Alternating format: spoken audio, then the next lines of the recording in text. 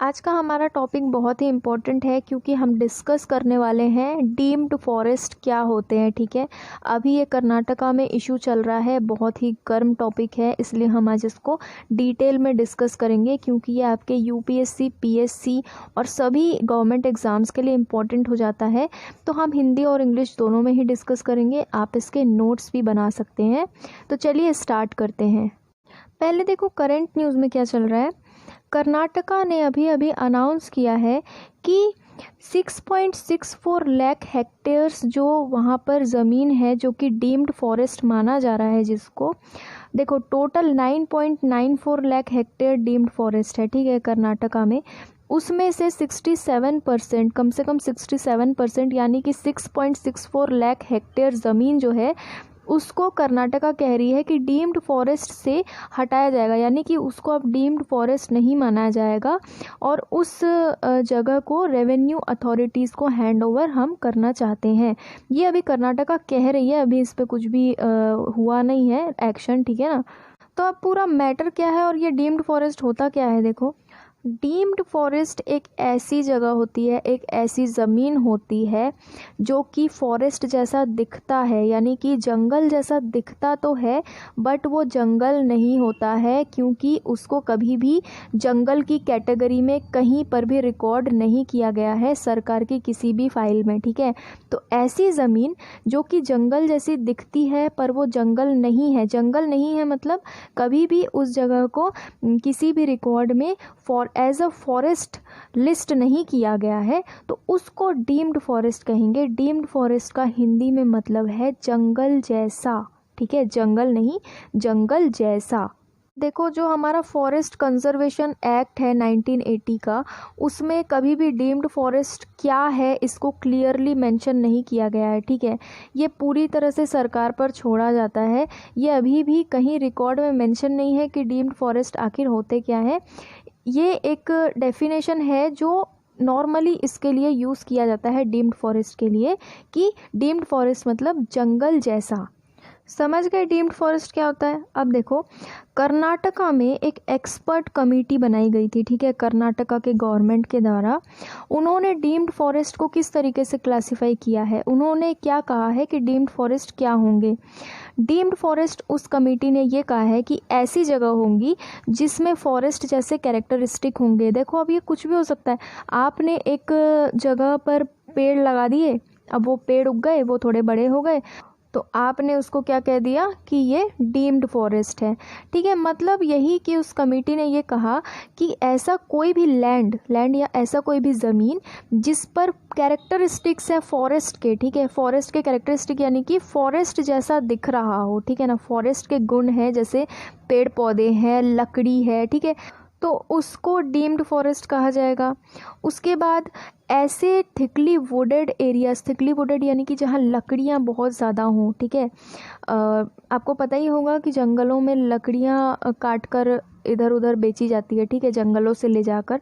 तो ऐसी जगह जहाँ जो थिकली वुडेड हो, यानी कि बहुत ज़्यादा लकड़ियाँ जहाँ पाई जाती हों, मोटी लकड़ियों वाले पेड़ हो, जो कि अभी रेवेन्यू डिपार्टमेंट के पास हैं और फॉरेस्ट डिपार्टमेंट को नहीं दी गई है। ठीक है, ध्यान रखो, थिकली वुडेड एरियाज जो कि अभी रेवेन्यू डिपार्टमेंट के पास है और फॉरेस्ट डिपार्टमेंट को हैंड ओवर नहीं की गई है, ऐसे एरियाज़ को भी डीम्ड फॉरेस्ट कहा जाएगा।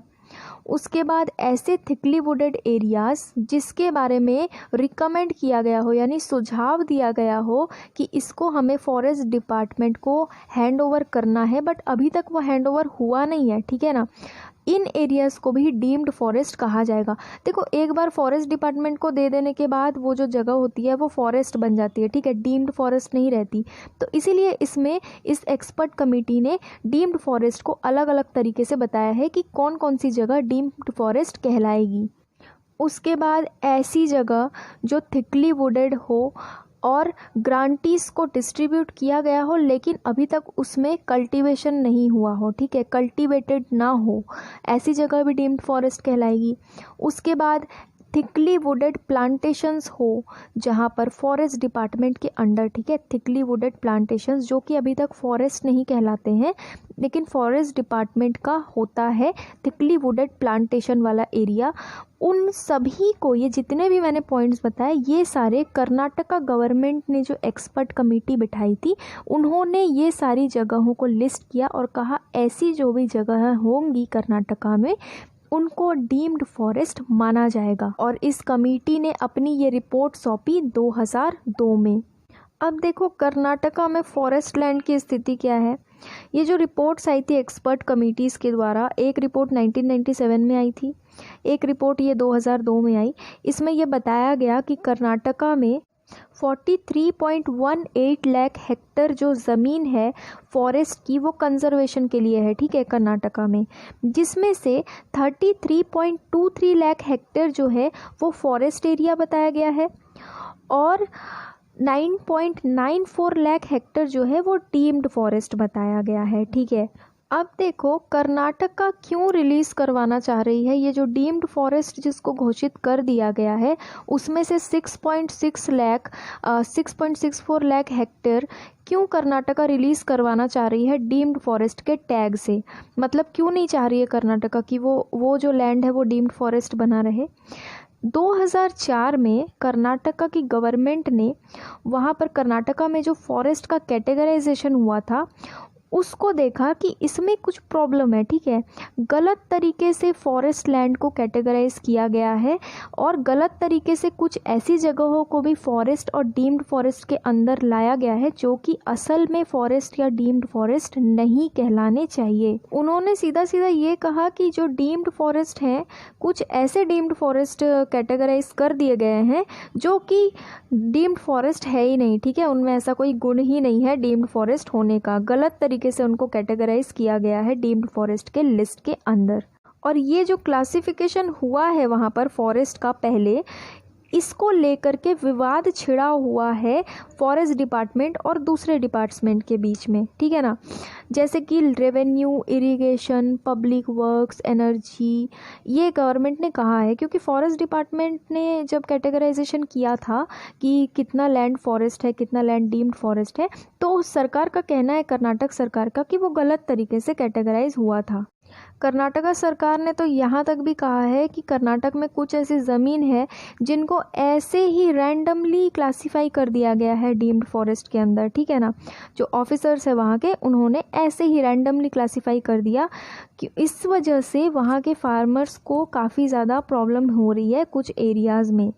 क्योंकि देखो कुछ एक ऐसी जगहों को भी फॉरेस्ट बना दिया गया जहाँ पर ऐसे ही पेड़ उग गए तो उन्हें डीम्ड फॉरेस्ट बना दिया गया, तो भाई वहाँ पर फार्मर्स भी तो काम नहीं कर पा रहे हैं ना अपना।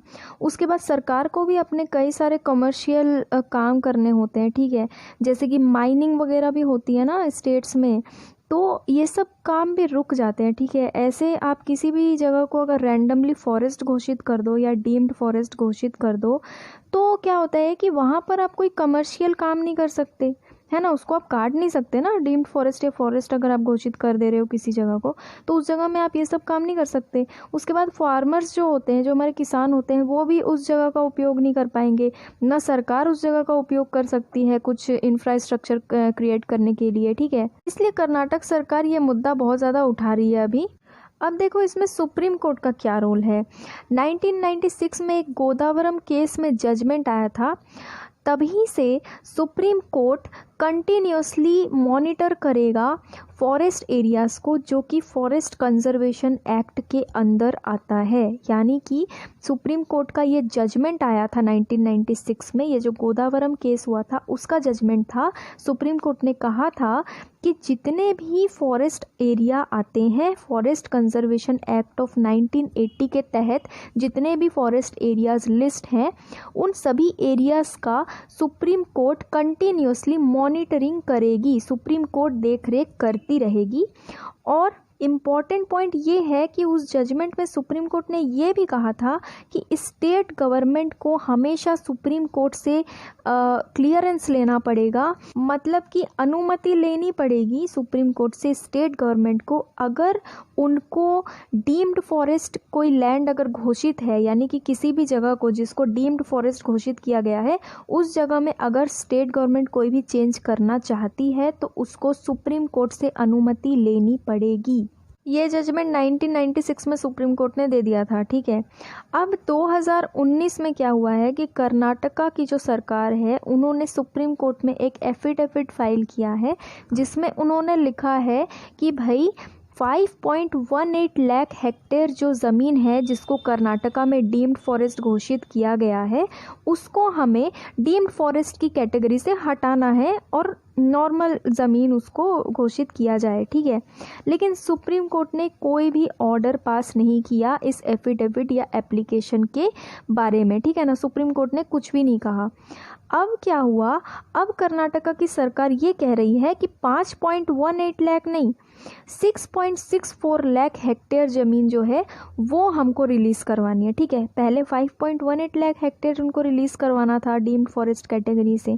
अब सरकार ने बढ़ाकर बोला कि 6.64 लाख हेक्टेयर ज़मीन हमको डीम्ड फॉरेस्ट के कैटेगरी से हटवाना है, क्योंकि हमें वहाँ पर काम वगैरह करवाना है।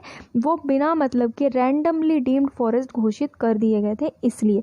लेकिन ये चीज़ कही गई है, ठीक है। अभी 5.18 लाख के बारे में ही एप्लीकेशन फाइल है। ये जो 6.64 लाख हेक्टेयर का जो एप्लीकेशन है वो कर्नाटक की सरकार अभी देने वाली है सुप्रीम कोर्ट में। अब देखो, भारत में जो है डीम्ड फॉरेस्ट लैंड का 1% हिस्सा है, ठीक है। यानी कि भारत में जो फॉरेस्ट लैंड है जितना भी, उसका 1% हिस्सा जो है वो डीम्ड फॉरेस्ट है पूरे भारत में, ठीक है। उसके बाद 1996 में ही जब वो सुप्रीम कोर्ट ने वो फैसला दिया था कि सुप्रीम कोर्ट से अनुमति लेनी पड़ेगी अगर डीम्ड फॉरेस्ट को आपको कुछ भी करना है तो उसी समय पे सुप्रीम कोर्ट ने ये भी ऑर्डर दिया था कि हर एक स्टेट को ये शक्ति रहेगी, ये अथॉरिटी रहेगी कि आप इस डीम्ड फॉरेस्ट क्लासिफाई कर सकते हैं, मतलब अपने हिसाब से आप किसी जगह को डीम्ड फॉरेस्ट घोषित कर सकते हैं, ठीक है। उसके लिए आपको पूरी तरह से छूट है, पूरी तरह से लिबर्टी है कि आप डीम्ड फॉरेस्ट को अपने हिसाब से डिफ़ाइन कीजिए कि डीम्ड फॉरेस्ट आपके हिसाब से क्या होगा, और आप अपने हिसाब से किसी जगह को डीम्ड फॉरेस्ट घोषित कर सकते हैं, लेकिन उसका एक क्राइटेरिया आपको बनाना पड़ेगा। ये पूरी तरह से सुप्रीम कोर्ट ने स्टेट्स पर छोड़ दिया था। लेकिन अगर डीम्ड फॉरेस्ट बनाने के बाद अगर उसको आप डीम्ड फॉरेस्ट कैटेगरी से हटाना चाहते हैं तो फिर आपको सुप्रीम कोर्ट से अनुमति लेनी पड़ेगी। ये भी जजमेंट आया था, मैंने आपको अभी पहले बताया, ठीक है। तो ये था आज का टॉपिक जिसमें हमने सब कुछ डिस्कस कर लिया है। डीम्ड फॉरेस्ट क्या है, अभी करंट न्यूज़ में क्या चल रहा है, ठीक है। तो अगर फिर भी आपको कोई डाउट या कन्फ्यूजन हो तो आप मुझे कमेंट में पूछ सकते हो। Thank you.